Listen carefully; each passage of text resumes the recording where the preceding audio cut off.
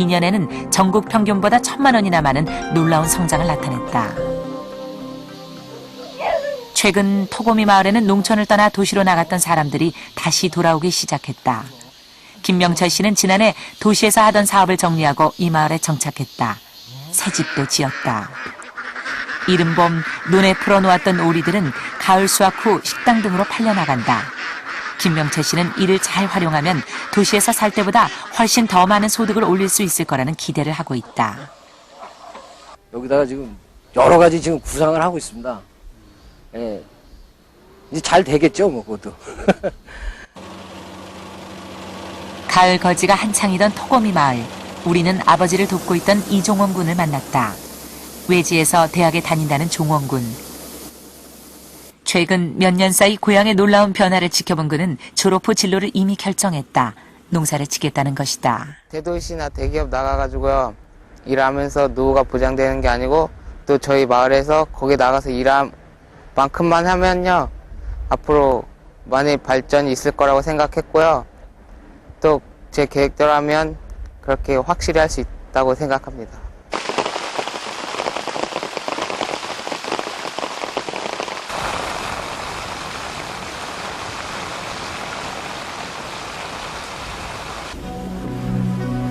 놀라운 변신에 성공한 마을이 등장하고 있지만 지금 대부분의 우리 농촌은 위기에 직면해 있다. 토고미 마을에서 불과 5분 거리의 한 마을. 마을 곳곳에서 흉물스럽게 버려진 집들을 쉽게 볼 수 있다.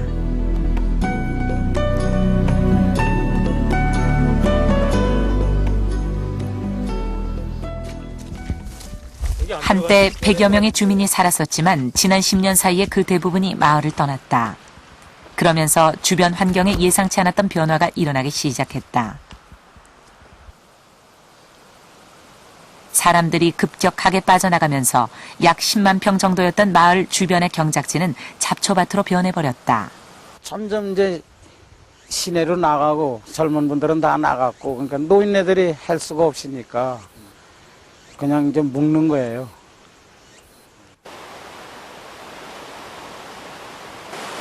주민들은 최근 몇 년 사이 과거엔 볼 수 없었던 비 피해가 반복적으로 일어난다고 말한다.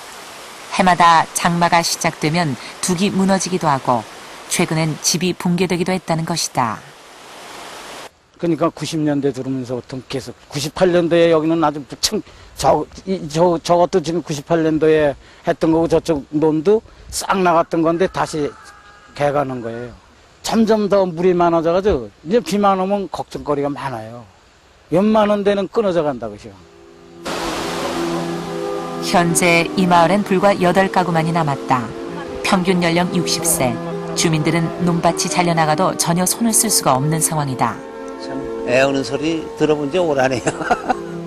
애 우는 소리 들어본 지 오라다.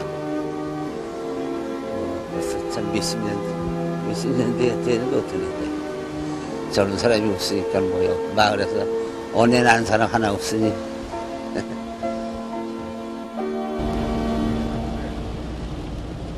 토고미 마을에서 가까운 또 다른 산골 마을.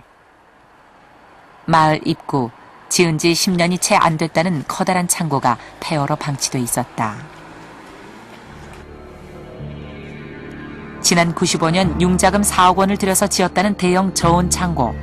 그러나 농산물 가격이 폭락하고 이자도 갚지 못하는 상황이 되자 주민들이 경영을 포기해버린 것이다.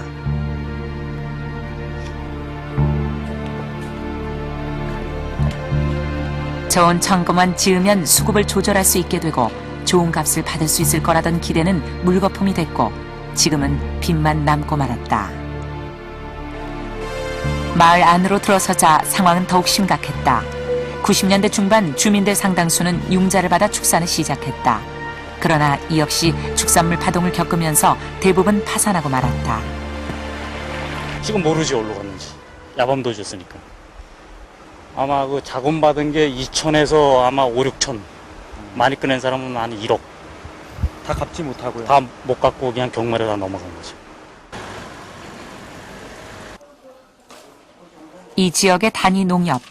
그리 큰 규모의 농협이 아닌데도 채권 추심팀에 4명의 직원이 배치돼 있다. 그만큼 융자금 회수가 어렵다는 것이다. 현재 이 농협에 물려있는 채권은 약 600억 원. 그중에 회수가 불가능한 악성 채권이 80억 원이나 된다.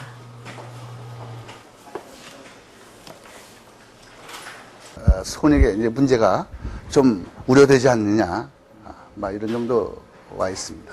정부가 추진했던 57조의 이 지원 사업, 농어촌 구조 개선 사업을 했을 때부터 사실 이제 문제가 되는 게 아니겠나.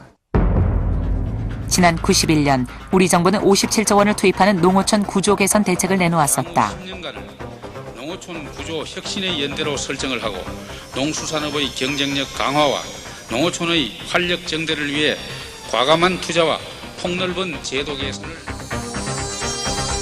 당시 정부는 개방화 세계화 추세에 대응하기 위해 생산 기반 정비, 전업농 육성, 기계화와 규모 확대, 효율적인 유통체계 구축을 통해 우리 농업의 국제 경쟁력을 높이려고 했었다. 어느 나라의 농촌이 경쟁력 제고만으로 살아남을 수 있었느냐. 어느 나라의 농촌이 국가가 주도하는 말이죠. 도시화에 의해서 농촌 문제가 해결이 됐느냐는 것이죠. 그래서 우리가 당시에 그 지나치게 경쟁력이라는 것을 의식을 했고, 지나치게 말하자면 규모를 늘려서 말하자면 다른 나라와 대응하려고 했던 그런 절박함들이 조금 잘못 나타난 것들이 아니겠느냐. 정책이 지나치게 농업의 정산에만 편중을 했다. 그래서 말하자면 농촌 지역사회의 문제라든지 소비자의 문제라든지 이와 같은 것이 정책의 대상에서 상당히 소홀히 다루어졌다 하는 점이 가장 큰 맹점이었다고 생각합니다. 지난 93년 타결된 우루과이 라운드 협정은 국제 농업 질서를 바꾼 혁명적인 사건이었다. 그동안 농업은 공산품과는 달리 보호무역, 자국 중심의 시장 안에 남아 있었다. 그러나 미국 등 농업 선진국들을 중심으로 자유무역화가 추진됐다. 이른바 농업의 개방화, 세계화가 시작된 것이다. 국경 보호무역이라는 울타리가 사라지면서 우리 농민들은 미국, 호주 등의 농민들과 경쟁해야 하는 상황에 직면했다. 그러나 소농, 가정농 위주의 우리 농민들이 이 경쟁에서 이긴다는 것은 거의 불가능해 보였다.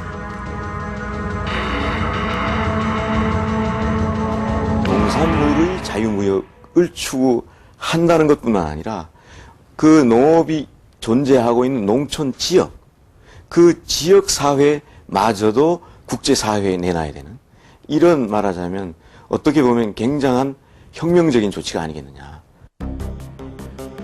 혁명적인 변화 앞에서 우리 농업 농촌은 급격한 몰락의 길을 걷기 시작했다. 지난 10년간 농가와 도시근로자 소득을 비교해보면 93년에 90만 원 차이였던 것이 지난해에는 800만 원으로 크게 벌어졌다. 농가 부채는 지난 10년 사이 700만 원에서 약 2,700만 원으로 4배 정도 크게 늘었다. 농업 인구 또한 93년 540만 명이던 것이 지난해에는 350만 명으로 10년 만에 60% 수준으로 줄었다.